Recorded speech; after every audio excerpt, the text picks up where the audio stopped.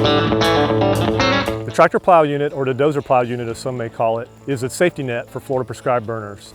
Connector chain just like that. This is a 2-week training course. As these tracks rotate up, that chain's going to grab that stump, pull you backwards.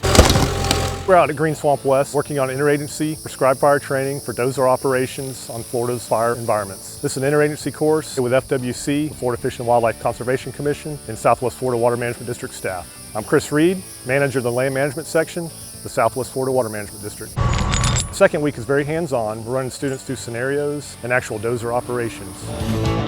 Prescribed burn that we have. For the first week, we focused on National Wildfire Coordinating Group courses. First, we need to communicate with our burn boss. The intent of this course is to train students for participation in prescribed fires, and what they learn on those prescribed fires they may ultimately be able to utilize in a wildfire situation or scenario. I'm DC Sims, field staff heavy equipment operator. I like working with this equipment, being a heavy equipment operator, and this training is to help me get my knowledge and skills up. Trainings like this are valuable to district staff as it provides them with the background and the skill sets to be able to safely conduct their jobs, and it makes them better at their jobs and also protects the district and the district assets.